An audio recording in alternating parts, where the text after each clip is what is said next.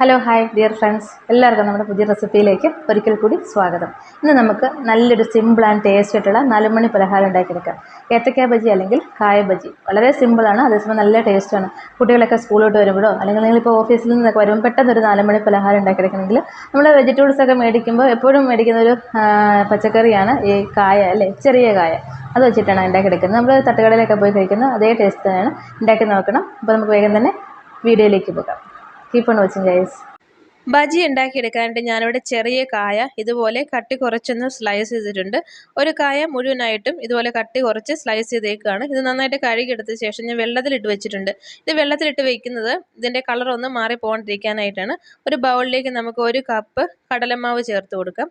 കൂടെ തന്നെ ഒരു 1/4 കപ്പ് അരിപ്പൊടി, നമ്മുടെ നൈസായിട്ടുള്ള അരിപ്പൊടി, 1/4 ടീസ്പൂൺ മഞ്ഞൾപ്പൊടി, പിന്നെ 2 ടീസ്പൂൺ മുളക് പൊടി, കാശ്മീരി ചില്ലി എടുത്തേക്കുന്നത്, ഒരു 1/4 ടീസ്പൂൺ കായപ്പൊടി. ഇത്രയും നന്നായിട്ട് നമുക്കൊന്ന് മിക്സ് ആക്കി എടുക്കാം. ഇനി നമുക്ക് വെള്ളം ചേർത്ത് കൊടുക്കാം.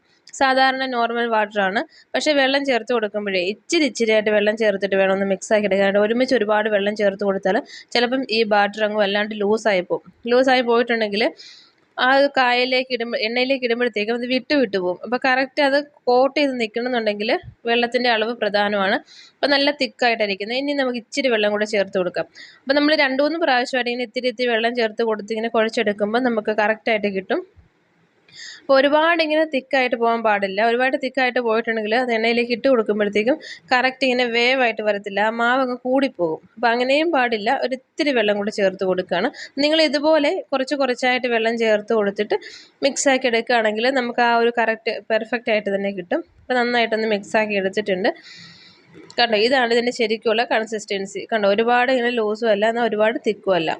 ഇനി ഞാനിതിലേക്ക് ഒരു 1/4 ടീസ്പൂൺ ബേക്കിംഗ് സോഡ, നമ്മുടെ സോഡാപ്പൊടി ചേർത്ത് കൊടുക്കുന്നത്. ഇത് ചേർത്ത് കൊടുക്കുമ്പോൾ നന്നായിട്ട് ഇങ്ങനെ പൊങ്ങി, നമ്മൾ പൂരിയൊക്കെ ഉണ്ടാക്കുമ്പോൾ പൊങ്ങി വരില്ല, അതുപോലെ തന്നെ മാവ് നന്നായിട്ട് പൊങ്ങിയിട്ട് നല്ല ക്രിസ്പി ആയിട്ട് കിട്ടും. ബേക്കിംഗ് സോഡ വേണ്ടാന്നുണ്ടെങ്കിൽ ചേർക്കണമെന്നില്ല.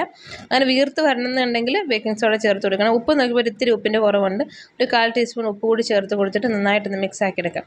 അപ്പോൾ ഇത് റെസ്റ്റ് ചെയ്യാൻ വേണ്ടി മാറ്റി വയ്ക്കുമെന്നുണ്ട്. നമുക്കിപ്പോൾ തന്നെ ഉണ്ടാക്കിയെടുക്കാം. റെസ്റ്റ് ചെയ്യാൻ മാറ്റി വയ്ക്കുകയാണെങ്കിൽ ബേക്കിംഗ് സോഡ ചേർത്ത് കൊടുക്കേണ്ട കേട്ടോ.